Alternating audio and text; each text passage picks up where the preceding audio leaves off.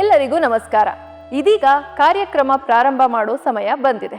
ಅದಕ್ಕೂ ಮೊದಲು ಇವತ್ತಿನ ಕಾರ್ಯಕ್ರಮದಲ್ಲಿ ನರಸಿಂಹ ಅವರಿಗೆ ಪ್ರಶಸ್ತಿ ಕೊಡಲು ವಿಶೇಷ ಅತಿಥಿಯಾಗಿ ಆಗಮಿಸುತ್ತಿರುವವರು ಬೇರೆ ಯಾರೂ ಅಲ್ಲ, ನಿಮ್ಮೆಲ್ಲರ ನೆಚ್ಚಿನ ಇನ್ಸ್ಪೆಕ್ಟರ್ ಸತ್ಯ.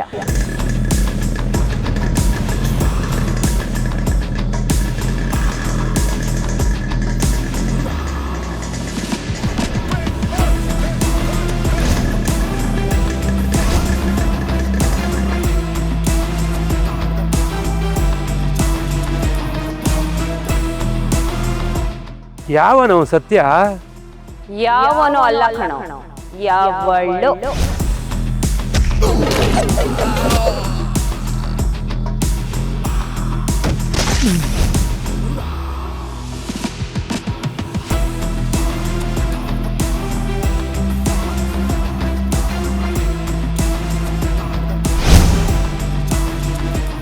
ಮಚ್ಚ, ನಮ್ಮ ಅಣ್ಣನ ಜೈಲ್ ಕಳ್ಸೋ ತರ ಮಾಡಿದ್ ಇವರೇ ಪೊಲೀಸ್ ತಾನೆ? ಇವರೇ ಈ ನನ್ನ ಮಕ್ಕಳನ್ನ ಬಿಡಬಾರ್ದು.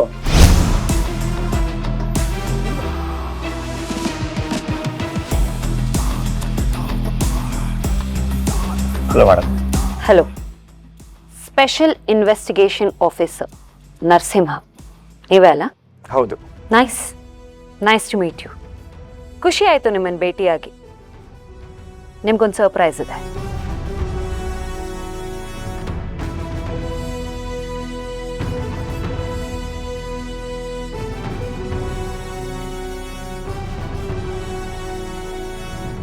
ಇದೀಗ ದುಷ್ಟರಿಗೆ ಸಿಂಹ ಸ್ವಪ್ನವಾಗಿರೋ ಇನ್ಸ್ಪೆಕ್ಟರ್ ಸತ್ಯ ಅವರು ನಿಮ್ಮೆಲ್ಲರನ್ನು ಉದ್ದೇಶಿಸಿ ಮಾತನಾಡಬೇಕೆಂದು ವಿನಂತಿಸಿಕೊಳ್ಳುತ್ತೇನೆ.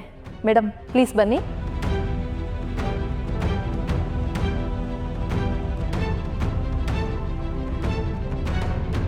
ಎಲ್ರಿಗೂ ನಮಸ್ಕಾರ. ನನ್ನ ಹೆಸರು ಸತ್ಯ ಅಂತ. ಯಾವನೋ ಅಲ್ಲ, ಯಾವಳೋ ಅಂತಾನೆ ಫೇಮಸ್ ಆಗಿರೋಂಥ ಸತ್ಯ. ನಾನು ಇಲ್ಲಿಗೆ ಮತ್ತೆ ಬರ್ತೀನಿ ಅಂತ ಅಂದ್ಕೊಂಡಿರಲಿಲ್ಲ, ಆದರೆ ನನ್ನ ಹಣೆಯಲ್ಲಿ ಇಲ್ಲಿಗೆ ಬರ್ತೀನಿ ಅಂತ ಬರ್ದಿತ್ತೇನೋ, ಹಾಗಾಗಿ ಬಂದಿದ್ದೀನಿ. ನನ್ನ ಹಾದಿಲೇ ನಡೀತಾ ಇರೋವಂತಹ ಸ್ಪೆಷಲ್ ಇನ್ವೆಸ್ಟಿಗೇಷನ್ ಆಫೀಸರ್ ನರಸಿಂಹ ಅವರನ್ನು ಸನ್ಮಾನ ಮಾಡೋದಕ್ಕೆ ನನ್ನನ್ನು ಕರೆಸಿದ್ದಾರೆ.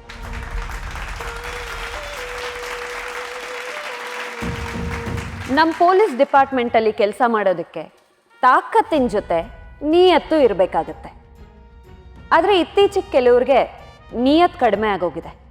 ಅದರಿಂದ ಜನರಿಗೆ ಪೊಲೀಸ್ ಮೇಲಿರೋವಂಥ ಮರ್ಯಾದೆನೂ ಕಡಿಮೆ ಆಗೋಗಿದೆ. ಅದನ್ನು ಗಮನದಲ್ಲಿಟ್ಕೊಂಡು ನಮ್ಮ ಇಲಾಖೆಯವರು ಕೆಲಸ ಮಾಡಿದ್ರೆ ಒಳ್ಳೆಯದು ಅನ್ನೋದು ನನ್ನ ಉದ್ದೇಶ. ಹಾಗೆ ನಾನು ಸಾಧಾರಣ ಮೆಕ್ಯಾನಿಕ್ ಆಗಿದ್ದವಳು. ಈ ಸ್ಥಾನಕ್ಕೆ ಬರಬೇಕು ಅಂದರೆ ಹಗಲು ರಾತ್ರಿ ಕಷ್ಟಪಟ್ಟಿದ್ದೀನಿ. ನನಗೆ ಸಮಸ್ಯೆ ಬಂದಿಲ್ಲ ಅಂತ ಏನಿಲ್ಲ. ಜೊತೆಗಿರೋರೇ ಬೇಡ ಅಂತ ಹೇಳಿದ್ರು, ನಿನಗೆ ಯಾಕೆ, ನಿನ್ನ ಕೈಯಲ್ಲಿ ಆಗಲ್ಲ ಅಂತಲೂ ಹೇಳಿದ್ರು. ಆದರೆ ಅದನ್ನೆಲ್ಲ ಮೆಟ್ಟಿ ನಿಂತು ಇವತ್ತು ನಾನು ಇಲ್ಲಿ ನಿಂತಿದ್ದೀನಿ. ಇದೆಲ್ಲ ಸಾಧ್ಯ ಆಗಬೇಕು ಅನ್ನೋದಾದರೆ ನಮ್ಮಲ್ಲಿ ಶ್ರದ್ಧೆ ಇರಬೇಕು. ಯಾವುದ್ಯಾವುದೋ ಅಡ್ಡದಾರಿ ಹಿಡಿಯೋದು ತಪ್ಪು ಅನ್ನೋದು ನನ್ನ ಅಭಿಪ್ರಾಯ.